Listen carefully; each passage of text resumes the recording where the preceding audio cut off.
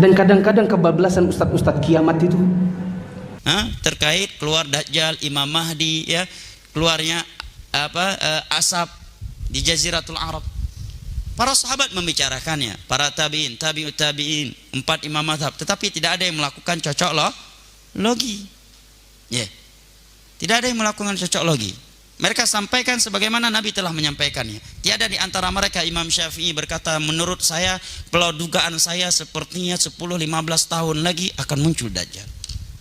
Ada maksudnya yang bagus, misalnya mengingatkan orang tentang hari kiamat, ingin menyadarkan manusia, melembutkan hati orang dengan menyebut tanda-tanda hari kiamat. Tapi jalannya keliru dan sangat keliru. Bersamaan dengan itu, kalau terjadi orang-orang niatnya baik dan jalannya keliru, para ulama itu tidak ada yang berhenti terhadapnya, tidak menerangkan kekeliruannya. Bahkan mereka akan terangkan kekeliruannya, bukan karena orangnya, tapi ini masalah agama. Ini agama Allah harus diterangkan, karena itu bertentangan dengan apa? Bertentangan dengan agama. Asteroid bakal hampiri bumi tepat pada bulan Ramadan. Data yang diperoleh ini Jakarta, berita dari Jakarta. Data yang diperoleh dari Center of Near Earth Object Studies atau CNEOS, NASA, Badan Antariksa Amerika Serikat, menunjukkan asteroid 2016 HP6 akan mendekati bumi pada Jumat 7 Mei 2020 jam 9.48, berarti jam 10 malam. Universal Time menurut waktu universal, atau Sabtu 8 Mei 2020 pukul 4.48 subuh, berarti jam 5 kurang waktu Indonesia Barat, jam 5 subuh. Hadisnya, apabila ketika kalian sholat subuh mendengar suara yang dahsyat di bulan Ramadan tanggal 15 Ramadan. Pertanyaannya, 15 Ramadan tanggal berapa Mei? 8 Mei, berarti 15 Ramadan. Tentang hantaman meteor, kalau kita hubungkan dengan pernyataan Abdullah bin Abbas radhiyallahu anhu dengan sanad yang dia dari Mujarir, bahwa meteor inilah yang akan menimbulkan dukhan. Nah sekarang coba antum buka di kalender Hijriah kita 1441 Hijriah, buka di kalender, lihat hari apakah tanggal 15 Ramadan besok. Tanggal 15 Ramadan besok hari apa? Antum akan temukan pertengahan Ramadannya atau tanggal 15 Ramadannya tepat hari Jumat. Saya tidak memberanikan diri mengatakan pasti, tetapi qadarullahnya dengan kondisi-kondisi gonjang-ganjing yang ada, huru-hara yang ada, semua syarat-syarat yang mengelilingi syarat-syarat terjadinya hantaman meteor itu, seluruhnya sudah memenuhi syarat untuk mengalami hantaman meteor. Nah, bertepatan Ramadan besok itu tanggal 15 Ramadannya pas hari Jumat.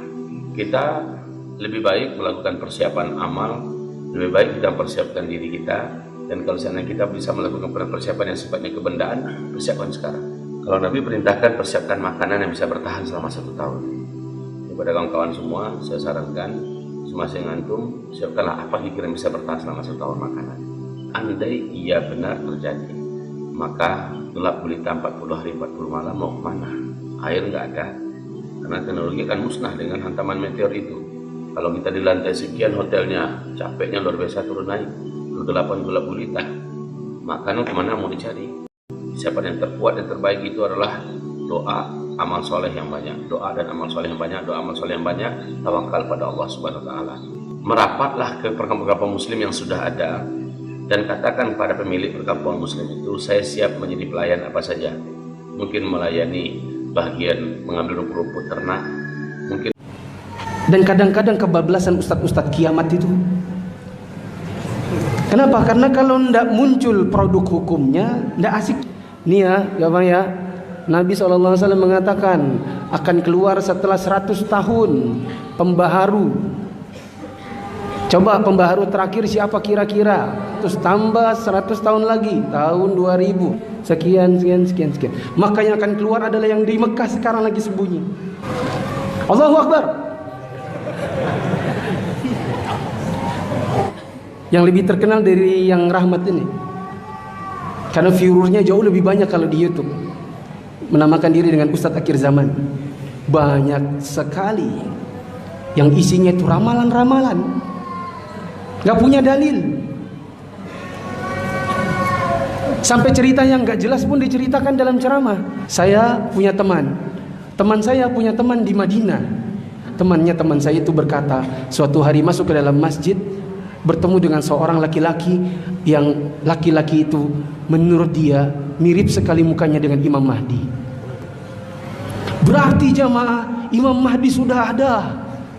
Ciri-cirinya sudah ditemukan oleh seorang teman saya di Madinah. Gimana itu cara mikirnya? Berapa banyak kita ngomong sama ini, antum mirip ya sama si Anu, antum mirip loh. Tapi setelah lama ketemu dan akhirnya diketemu enggak mirip. Ya tak? Di kuliah juga saya lihat ada antum saudaranya si Anu. Enggak, kok mirip ya? Setelah 1 semester enggak sama sekali. Dari mana kita bisa mengambil kata-kata ini Imam Mahdi sudah datang menurut perkataannya teman saya? Temannya yang mana? Banyak banget. Saya juga punya teman di Madinah, di Mekah. Guru saya di Madinah, di Mekah. Hukum itu tidak bisa ditentukan dengan pendapat orang, pengalaman orang, mimpinya orang, perkiraan orang, kemiripan orang. Dan kalau seandainya metodologi ini benar, betapa rusaknya agama. Bagaimana umat ini bisa baik kalau seandainya dai-nya seperti ini? Coba kalau kita ngaji dengan orang-orang seperti itu. Antum mau punya ilmu antum tercampur-campur antara Al-Quran, hadis, cerita, mimpi, dan kata orang yang gak jelas orangnya orang siapa. Kalau gitu saya bikin kaidah saja. Kalau antum dapati sebuah dakwah itu konsepnya hanya kiamat, lalu muncul ramalan-ramalan, maka tinggalkan dai-dai seperti itu. Mau namanya Rahmat, mau namanya Zulkifli, sama aja.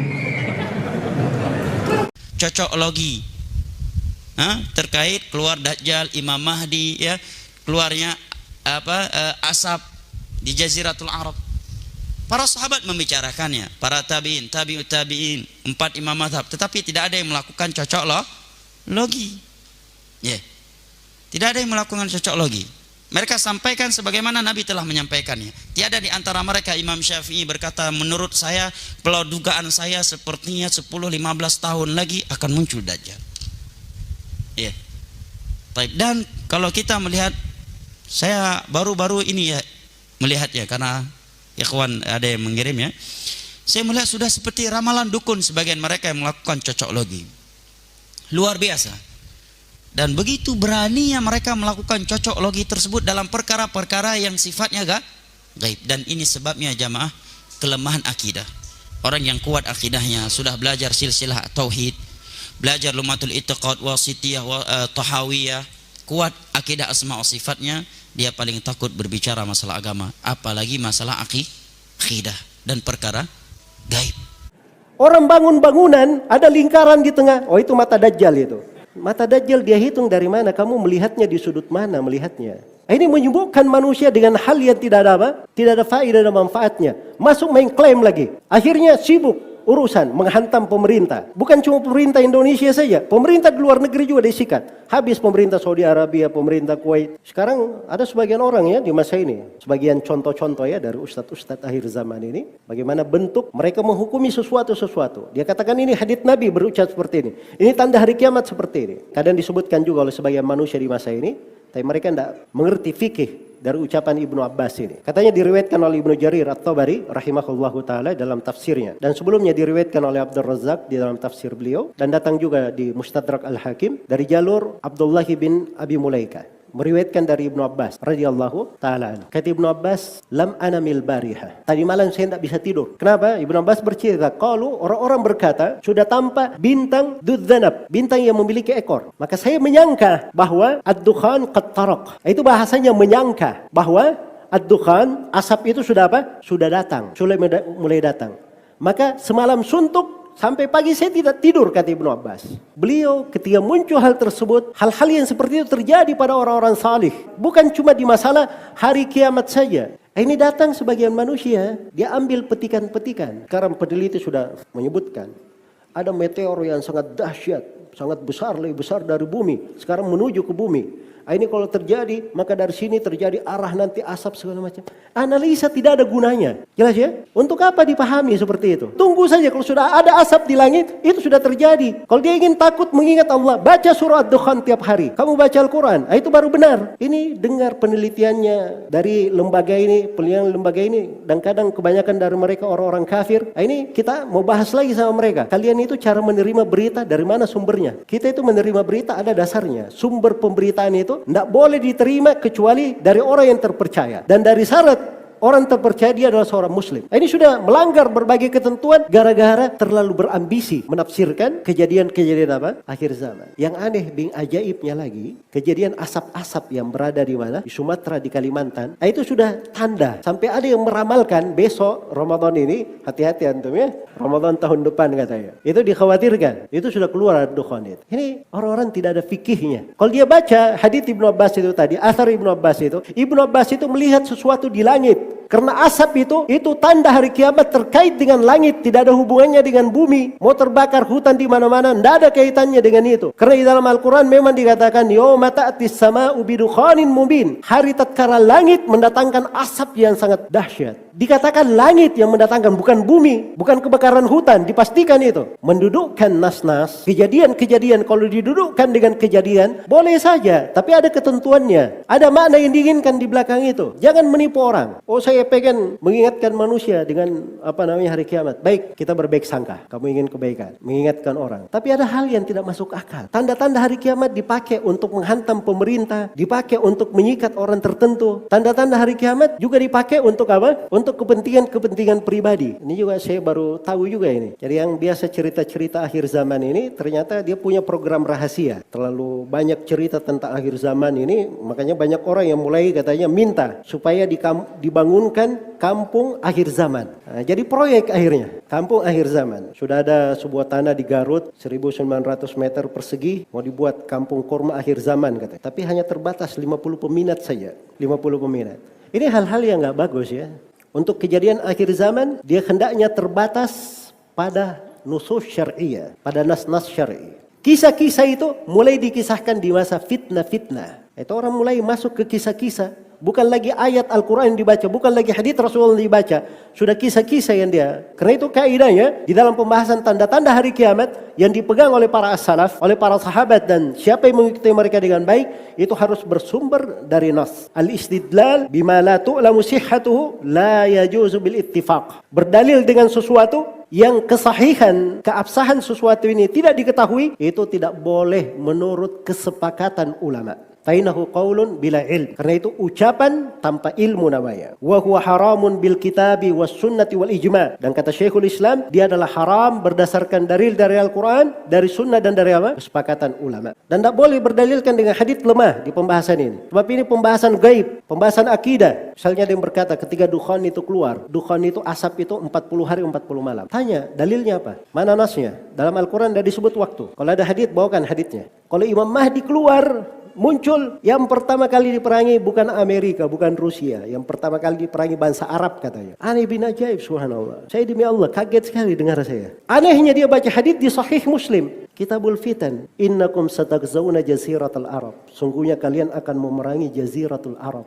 Thumma satakzuna Rum. Kemudian kalian akan perangi nanti bangsa Romawi. Dia kasih deretan, urutan. Dia pikirnya jaziratul Arab ya sekarang ini. Dia ini tidak mengerti bahwa ini hadits kata para ulama ini sudah terjadi. Ini kejadiannya Nabi SAW memerangi suku Arab, menyatukannya. Dan itu sudah terjadi. Romawi dan Persia itu juga sudah terjadi. Sudah ditaklukkan oleh kaum muslimin. Kejadian sudah berlalu. Kamu baru lahir sekarang tiba-tiba menafsirkan sembarangan. Dari mana asal kekeliruannya? Memahami bahasanya. Jadi dia pikir kalian akan memerangi seakan-akan ini diucapkan oleh Nabi untuk dia yang baru lahir kemarin. Ini ustadz-ustadz akhir zaman ini miskin di dalam bekal ilmu hadits. Baca haditsnya saja tidak tahu dari negeri anta beranta mana dia ditemukan. Kadang dia ambil dari sumber buku. Buku ini bukan rujukan. Di pembahasan takhrij ada yang menafsirkan hadits-hadits tentang memerangi orang-orang yang kecil matanya, pesek hidungnya, mukanya agak lebar. Terus dia tafsirkan. Sudah tahu kan siapa orangnya?